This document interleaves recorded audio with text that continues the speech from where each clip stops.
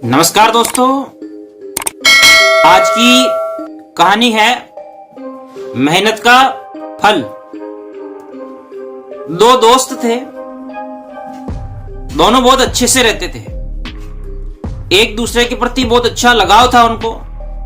जब भी कोई काम करते थे तो दोनों साथ में करते थे। एक दोस्त जो था वो भगवान पे विश्वास करता था और हर काम में भगवान का नाम लेके उनकी प्रार्थना करता था, बिना मेहनत के कोई काम हो जाए।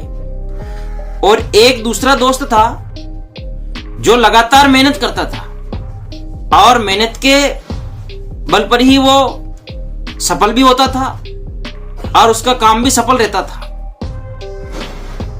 अब वो जो दोनों दोस्त है, उन दोनों ने मिलकर विचार किया कि अपन दोनों को एक खेत खरीद लेना चाहिए। अब उन दोनों ने मिलकर एक खेत खरीद लिया। अब खेत में उन दोनों ने फसल बोई। अब एक दोस्त जो था वो भगवान को याद किया करता था और उनमें विश्वास भी करता था, उनका नाम लेता था, ध्यान करता था। और एक दूसरा दोस्त जो था वो मेहनत करता था। अब उन्होंने फसल तो बो दी। अब एक दोस्त जो है उसने खूब मेहनत की। जो भी फसल में जो मेहनत लगती है तो वो मेहनत उसने खूब की। और दूसरा जो दोस्त था उसने खेत में कोई मेहनत नहीं की। खेत में फसल बो दी और बस भगवान के मंदिर में जाता, भगवान से प्रार्थना करता कि हे भगवान मुझे अच्छी फसल देना। इसके अलावा वो कुछ नहीं करता था। मेहनत कुछ नहीं करता था। मेहनत का तो नाम ही नहीं। सारा काम दूसरा दोस्त देखता था। अब जब फसल तैयार हुई और फसल पक के तैयार हुई, फसल कंप्लीट भी हो गई थी, तो जो मेहनती दोस्त था अब उसने कहा कि फसल का जो हिस्सा है वो मैं ज्यादा रखूंगा और तू कम रखेगा। तब जो दोस्त भगवान को मानता था उसने कहा कि ये जो फसल है तेरी मेहनत से नहीं हुई है, मैंने भगवान से प्रार्थना की उससे ये हुई है, तो अपन दोनों बराबर हिस्सा बांटेंगे।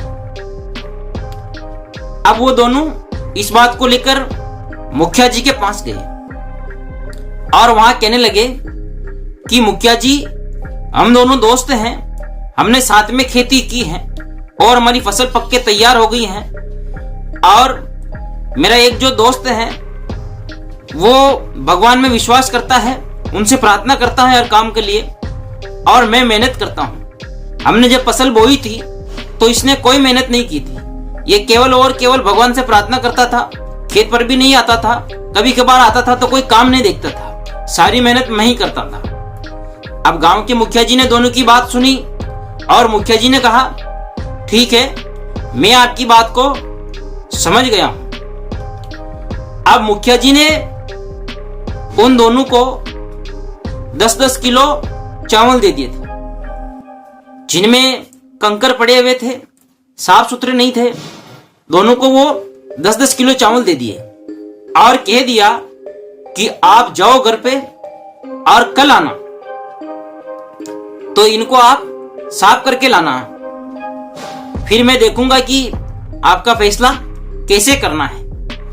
अब दोनों दोस्त 10-10 किलो चावल लेके अपने घर पे आ गए थे। जो दोस्त मेहनती था उसने खूब मेहनत की और चावल को साफ किया, कचरा अलग किया, शुद्ध चावल अलग किया, एकदम अच्छे से तैयार कर दिया था। और जो दोस्त भगवान पे विश्वास करता था उसको लगा कि भगवान ही सब कुछ है और वो सब कर देंगे, उसने कुछ नहीं किया, केवल चावल को रख दिया और भगवान से प्रार्थना करने लगा कि हे भगवान, मेरे चावल अपने आप साफ हो जाए तो अच्छी बात है।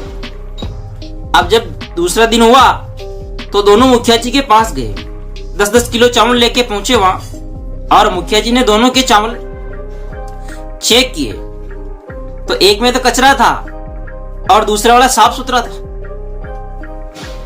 तब मुखिया जी इस बात को समझ गए कि ये केवल और केवल मेहनती है, इसलिए इसने मेहनत की और चावल को साफ कर दिया और ये भगवान के भरोसे रहा, बिना मेहनत किए उनका नाम ही लेता रहा, इसलिए ये सफल नहीं हो पाया।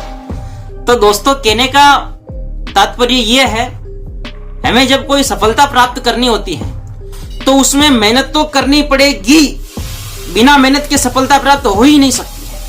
हाँ, भगवान का नाम लीजिए, परमपिता परमात्मा का नाम लीजिए, उनका आशीर्वाद लीजिए, इसमें कोई दो राय नहीं है, लेकिन आपको मेहनत करनी पड़ेगी। तो आप मेहनत भी करिए, भगवान का नाम भी लीजिए, आपका काम सफल होगा, आपको निश्चित सफलता मिलेगी। धन्यवाद दोस्तों।